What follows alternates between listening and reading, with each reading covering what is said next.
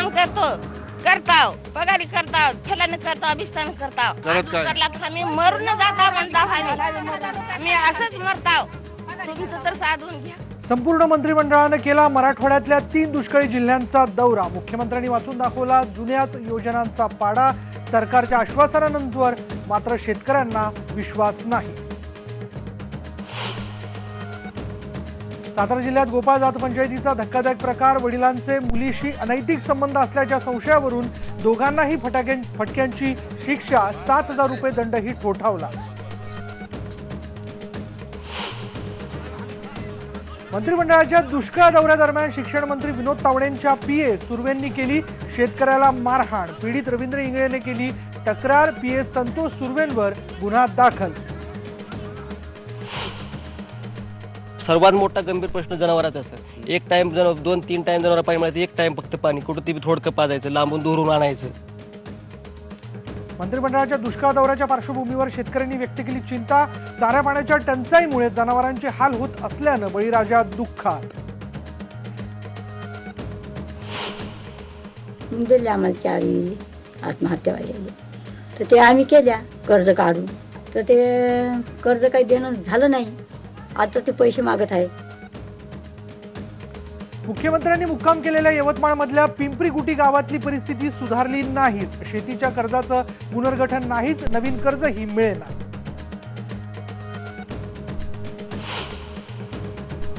राज्यात अनेक ठिकाणी अवकाळी पावसाची हजेरी। नाशिकात 4,000 हेक्टर शेतीचं नुकसान।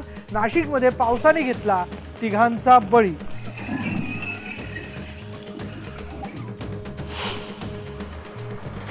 आणि पर्यावरण मंत्र्यांच्या आदेशानंतर रायगड जिल्ह्यातील सीआरझेड मधील अनधिकृत बांधकामांविरोधात प्रशासनाने सुरू केली धडक कारवाई। महत्त्वाच्या बातमीने सुरुवात करूयात। उस्मानाबादमध्ये दुष्काळ पाहणी दौऱ्यावर गेलेल्या विनोद तावडे यांना काळे झेंडे दाखवण्यात आले। युवक काँग्रेसच्या कार्यकर्त्यांनी तावडे यांना काळे झेंडे दाखवले आणि घेराव घातला। पाहणी नको पाणी द्या अशी घोषणाबाजी या कार्यकर्त्यांनी केली आहे। तर स्वाभिमानी शेतकरी संघटनेच्या कार्यकर्त्यांनी विनोद तावडेंच्या अंगावर पाणी फेकलंय। या कार्यकर्त्याला भाजप कार्यकर्त्यांनी आणि पोलिसांनी मारहाण केली आहे।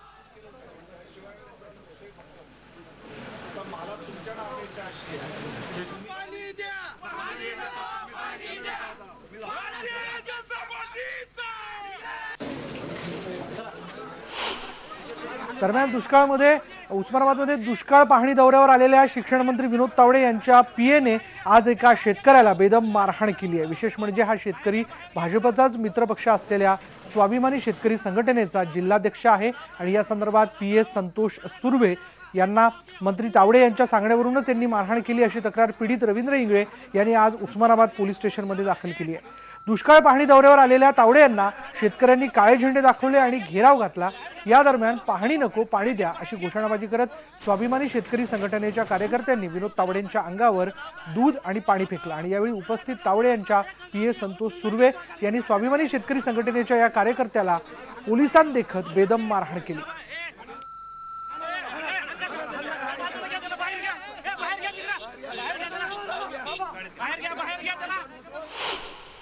काही घटना सकाळी घडल्यात, घटक पक्ष असणारे आपल्या स्वाभिमानी शेतकरी संघटनेच्या काही कार्यकर्त्यांनी तिथे निदर्शनं केली किंवा बाटली फेकली असं काही प्रकरण झालं।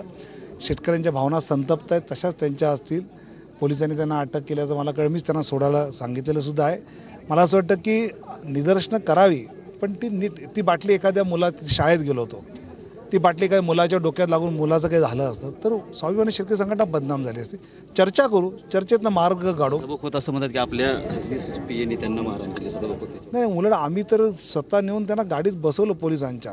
ज्या ती बाटली मुलांना लागू नये, जे मुलांना लागली असती त्यातून मुलांचे पालक आणि बाकी चिडले होते, त्याच्यापासून वाचून त्यांना आम्ही नेऊन गाडीत बसवलं। दुष्काळाची भीषणता आहे, भीषणता आहे। 72मध्ये अन्नधान्याचा होता, आता पिण्याच्या पाण्याचा आहे, त्यामुळे लोक जास्त त्रस्त आहेत। त्याच्यावर अधिक जोर देण्याची गरज आहे। एकूणच बघितलं तर येणाऱ्या काळात दुष्काळ संपर्क मंत्री म्हणून मुख्यमंत्र्यांची परवानगी घेऊन मी एक नवीन पॅटर्न लागू करण्याचा कुठेतरी विनोद तावडे प्रयत्न करतायत। सुजित शिंदेसह बालाजी निर्फळ, IBN लोकमत, उस्मानाबाद। आज मुख्यमंत्र्यांसह सगळ्या मंत्रिमंडळाचा दुष्काळ दौरा होता आणि यावेळी मुख्यमंत्र्यांनी शेतकऱ्यांशी संवाद साधला, त्यांचे प्रश्न जाणून घेण्याचा प्रयत्न केला, पण त्यांनी जुन्याच योजनांचा पाढा वाचल्याची ओरडही यावेळी झाली आहे. मुख्यमंत्री सुधीर मुनगंटीवार, पंकजा मुंडे आणि विनोद तावडे यांनी बीड, लातूर, उस्मानाबाद या दुष्काळी भागाचा दौरा केला आहे.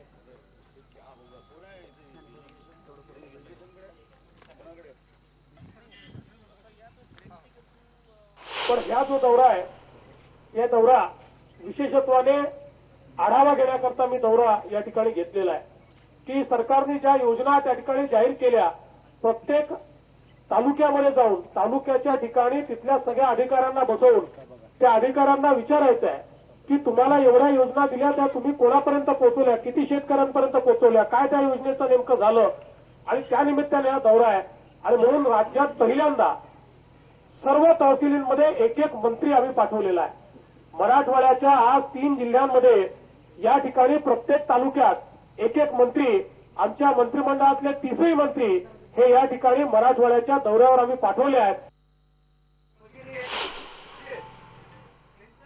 की 3 वर्ष जर जलयुक्त शिवारची कामं याच प्रामाणिकपणे आपण केली तर या महाराष्ट्रातल्या अर्ध्या भागातला दुष्काळ हा आपण नाहीसा करू शकतो. आणि 5 वर्ष प्रामाणिकपणे ही कामं केली तर या महाराष्ट्राला दुष्काळमुक्त आपण करू शकतो. निश्चितपणे या कार्यक्रमाच्या माध्यमातून आपण जनतेला, विशेषत्वाने आपल्या शेतकऱ्याला शाश्वत सिंचनाचा लाभ देऊ शकतो. आणि म्हणून मी आणि आमच्या सगळ्या मंत्रिमंडळाने, नाथाभाऊंनी, आमच्या मुख्य सचिवांनी आम्ही मिळून ठरवलं, या कार्यक्रमाकरता कुठल्याही परिस्थितीमध्ये पैसा कमी पडू द्यायचा नाही आणि न भूतो न भविष्यती अशा प्रकारचं नियोजन या कार्यक्रमाचं आम्ही केलं. कारण आम्हाला माहिती आहे की आपल्या शेतकऱ्याला पाणी मिळालं आणि वीज मिळाली तर तो स्वतःच्या पायावर उभा राहतो, तो आपल्या शेतीमध्ये चमत्कार करतो आणि आपल्या शेतीला जगवतो आणि आपल्या शेतीच्या भरोशावर इतर लोकांना देखील जगवण्याचं काम करतो. यानंतरची बातमी नाशिकची. नाशिक जिल्ह्यामध्ये अचानक आलेल्या अवकाळी पावसाचा जो फटका आहे तो शेतीला जोरदार बसला. गेल्या 4 दिवसांपासून जिल्ह्यातील मनमाड, चांदवड, मालेगाव, सटाणा या ठिकाणी पाऊस सुरू होता. मात्र काल रात्रीपासून पावसानं नाशिकसह इगतपुरी, दिंडोरी, त्र्यंबकेश्वर आणि निफाडला हजेरी लावली. विजांच्या कडकडाटासह आलेल्या या पावसानं गहू, हरभरा, कांदा या पिकांचं नुकसान तर केलंच, पण कापणीला आलेल्या द्राक्ष बागा उद्ध्वस्त केलेल्या आहेत. नैसर्गिक आपत्तीनं निराश झालेल्या शेतकऱ्यांचा चेहरा या अवकाळी गारपिटीसह आलेल्या पावसानं पार हताश झालाय. आणि याचबद्दल सांगतोय आमचा प्रतिनिधी प्रशांत बाग. अवकाळी पावसानं नाशिक जिल्ह्यातल्या द्राक्ष उत्पादक शेतकऱ्यांच्या अडचणीत खूपच वाढ झाली आहे की आपण बघतोय की अशा प्रकारे हे द्राक्षांचे मळे, हे सगळे लगडलेली द्राक्ष दिसत आहेत, कापणीला आलेली ही सगळी द्राक्ष दिसत आहेत. खरं जर का आपण बघितलं तर एक्सपोर्ट क्वालिटीची ही द्राक्ष आहे, पण या अवकाळी पावसानं काय परिस्थिती झाली या द्राक्षांची, अशा प्रकारे ही द्राक्ष उद्ध्वस्त होत चाललेली आहे. द्राक्षांच्या मण्यांना तडे जायला लागलेत आणि ही तडे जायला लागलेली द्राक्ष ही एक्सपोर्ट काय, ही साध्या बाजारात सुद्धा विकली जाऊ शकत नाही. जवळपास 3 लाख रुपये एका एकराला उत्पादन खर्च येतो. असं जर का आपण बघितलं तर ही सगळी लगडलेली द्राक्ष जी आहे, ही द्राक्ष जर का प्रत्येक किलोला आपण बघितली तर 25 रुपये किलो साधारणतः एका किलोला उत्पादनासाठी खर्च येतो. आणि जर का ही नुकसान भरपाई झाली तर त्यातलं शेतकऱ्याला मिळतं काय? काहीही हातात मिळत नाही. अक्षरशः 8 ते 10 हजार रुपये एकरी मदत मिळते. खुल्या बाजारामध्ये आज 60 रुपयापासून ते 100 रुपयापर्यंत प्रत्येक किलोला द्राक्षाचा दर आहे. एक शेतकरी कुटुंब ज्यावेळेस हे सगळं पूर्ण द्राक्ष लावतो. आता हा बाळासाहेब वाघ यांचं शेत आहे. या शेतामध्ये हे द्राक्ष जगवण्यासाठी 10,000 रुपये एका टँकरला देऊन त्यांनी अशा प्रकारे इथे लावलेत. 1200 रुपये एका फेरीला टँकरचे लागतात, नाही मिळालं तर 1500 रुपये द्यावे लागतात. आधीच या ठिकाणी पाणी नाहीये, अशा परिस्थितीमध्ये हे द्राक्षबाग यांचे उद्ध्वस्त व्हायला सुरुवात झाली आहे. ही परिस्थिती एकट्या बाळासाहेबांची नाही तर या परिसरातल्या अनेक ठिकाणी झाली आहे. नाशिक जिल्ह्यातल्या 6 तालुक्यांमधल्या शेतकऱ्यांचं पीक उद्ध्वस्त झालंय. गहू असो, कांदा असो, हरभरा असो, ह्या सगळेच पिकं उद्ध्वस्त झाले. आणखी द्राक्ष उत्पादक शेतकऱ्यांना मोठा फटका बसलाय. उत्पादन खर्चावर आधारित जर का आम्हाला नुकसान भरपाई मिळाली, पीक विमा योजना, फळबाग योजनेचा यांना फायदा होत नाही, कारण सॅटेलाइटच्या माध्यमातून 5 ते 6 गावं सर्वेक्षण केली जातात आणि त्यानंतर फळबागावर आधारित विमा दिला जातो. जर प्रत्येक गावाला स्वतंत्र व्यवस्था केली तर हा शेतकरी कुठेतरी जगेल.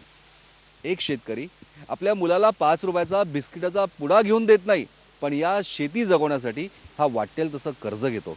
याची जाणीव आणि याचं भान त्यांचं मायबाप असलेल्या सरकारनं जरी जपावं, एवढीच प्रामाणिक अपेक्षा आहे शेतकऱ्यांची. खर्चांमध्ये दिवसेंदिवस वाढ होतच चालली आहे. अवकाळी पावसाच्या फटक्यानं शेतकरी हताश होतच चाललाय. आवश्यकता आहे सरकारच्या योग्य दिलासाची, शाब्दिक नाही तर कृतीची. व्हिडिओ जर्नलिस्ट कपिल भास्करसह प्रशांत बाग, IBN लोकमत, दिंडोरी. नाशिकप्रमाणेच या अवकाळी पावसामुळे सातारा जिल्ह्यातील माण तालुक्यामध्ये द्राक्ष उत्पादक शेतकऱ्यांचं लाखो रुपयांचं नुकसान झालंय. मात्र सरकारकडून कोणतीच दखल न घेतली गेल्यामुळे शेतकरी संतप्त झालेले आहेत. माण तालुक्यातल्या देवपूर आणि पळसावडे या भागातल्या शेतकऱ्यांचं अवकाळी पावसामुळे लाखो रुपयांचं नुकसान झालंय. या भागात साधारण 150 एकर द्राक्षांची लागवड आहे, पण गेल्या 2 दिवसांमध्ये झालेल्या अवकाळी पावसामुळे या शेतकऱ्यांचं प्रचंड प्रमाणात नुकसान झालंय. एवढ्या मोठ्या प्रमाणावर नुकसान झाल्यानंतरही शासकीय पातळीवर कोणतीही दखल न घेतली गेल्यामुळे शेतकऱ्यांमध्ये प्रचंड संतापाचं वातावरण पसरलंय.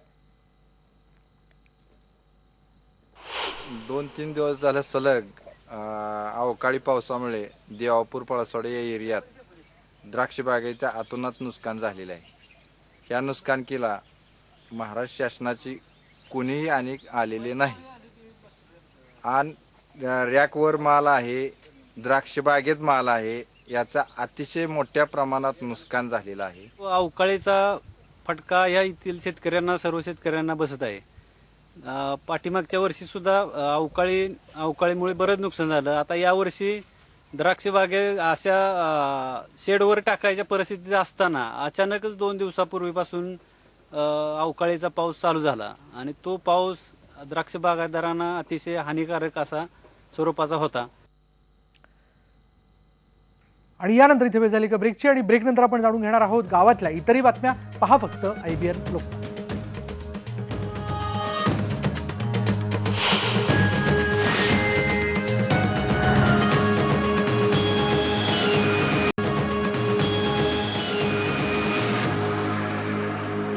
ब्रेकनंतर बातमी आहे सातारा जिल्ह्यातली. साताऱ्यातल्या वाई तालुक्यातील पाचवड येथे गोपाळ जात पंचायतीतला धक्कादायक प्रकार समोर आलाय. बापाने स्वतःच्या मुलीसोबत अनैतिक संबंध ठेवल्याच्या संशयावरून या जात पंचायतीनं त्या मुलीला आणि तिच्या वडिलांना भर पंचायतीमध्ये दोरखंडाने बांधून काठीनं फटके दिलेत. तर 7,000 रुपयांचा दंडही ठोठावलाय आणि याबाबत भुईज पोलीस ठाण्यात गुन्हा दाखल झाला असून अद्याप कोणालाही ताब्यात घेण्यात आलेलं नाहीये.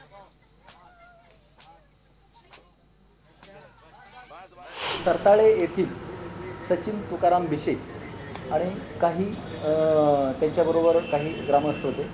त्यांनी येऊन या ठिकाणी कळवलं की काल सकाळी पाचवड या ठिकाणी एक गोसावी समाजाच्या लोकांनी त्या ठिकाणी मुलीवर त्या वडिलांनी काहीतरी अत्याचार केले असं त्यांना माहिती मिळाल्यावरून त्यांनी ती पंचायत भरवली आणि त्याच्यामध्ये यांनी हे चुकीचं काम केलं म्हणून त्यांनी त्या मुलीला आणि वडिलाला त्या ठिकाणी काठीने त्यांना मारून शिक्षा दिली असं त्यांनी पाहिलं, असं आम्हाला या ठिकाणून कळवलं. नंतर त्यांना मी ते कुटुंब कुठले आहे, ते जातपंचायत भरवणारे कोण आहेत हे विचारलं असता त्यांनी ते कुटुंब कोण आहे, ते बाहेरचं फिरस्ती आहे आणि ते जातपंचायत भरवणारे कोण आहेत, मारणारे कोण आहेत हे त्यांना काही माहिती नव्हतं. आम्हाला काही माहिती नाही असं त्यांनी सांगितलं. त्यावरून पोलीस स्टेशनला त्यांच्या तक्रारीवरून ज्युव्हेनाइल जस्टिस ॲक्ट प्रमाणे बालकाला क्रूरतेने वागणूक दिली यावरून पोलीस स्टेशनला गुन्हा दाखल केलेला आहे. आणि ते नेमकं पीडित अत्याचारित बालक आणि ते कुटुंब कुठे आहे त्याचं आतापर्यंत माहिती मिळालेली नाही आणि ते जातपंचायत भरवणारे कोण आहेत त्याची आतापर्यंत माहिती मिळालेली नाही. पोलीस आम्ही त्याचा तपास करत आहोत. महिला आणि बालकल्याण मंत्री पंकजा मुंडे यांनी आज बीड जिल्ह्यातील गेवराई तालुक्यातील बाग, पिंपळगाव, वडगाव, ढोक, पांढरवाडी इथं भेट दिली आणि यात बाग पिंपळगाव इथल्या कोमल कांबळे या विहिरीत पाय घसरून पडलेल्या मुलीच्या घरी भेट देऊन त्यांचं सांत्वन करण्यात आलं. दुष्काळ हा भयावह आहे आणि शासन सर्वतोपरीनं मदत देत असल्याचं त्यांनी यावेळी सांगितलं. मुख्यमंत्र्यांबरोबर असलेल्या बैठकीला उपस्थित न राहण्याचं कारण विचारल्यानंतर त्यांनी दिल्लीत पंतप्रधान यांच्याबरोबर महिलांचा मोठा कार्यक्रम असल्याचं सांगितलं.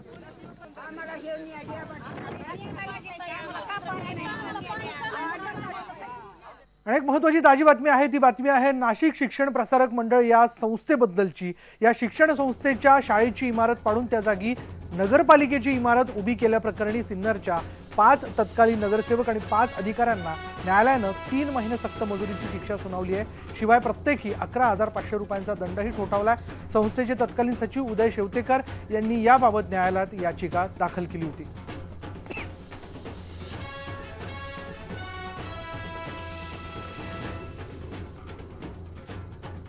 यानंतर गावाकडच्या बातम्यांमध्ये इथे वेळ झाली का ब्रेकची ब्रेक घेऊयात. पहा फक्त IBN लोकमत.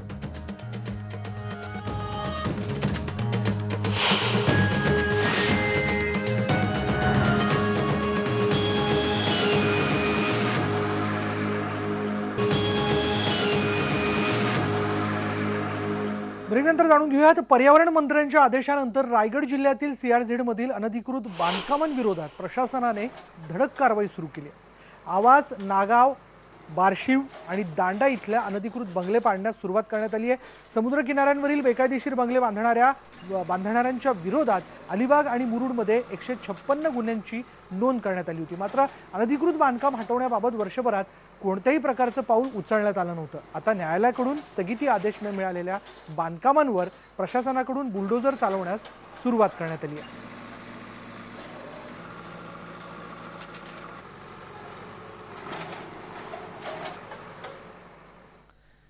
यानंतर बातमी नाशिकमधून. नाशिकमधल्या देवळा तालुक्यातील भौर इथं बिबट्याच्या मादीला पिंजरा लावून जेरबंद करण्यात आलाय. गेल्या 2 दिवसांपूर्वी देवळा इथल्या नानाजी सुखदेव पवार या शेतकऱ्याच्या शेतात ऊस तोडणी सुरू असताना बिबट्याचे बछडे आढळून आले होते.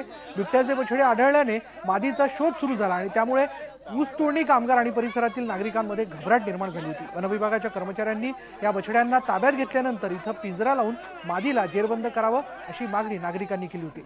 वनविभागाने या मागणीची दखल घेत ऊसाच्या शेतात पिंजरा लावून या मादीला जेरबंद केला.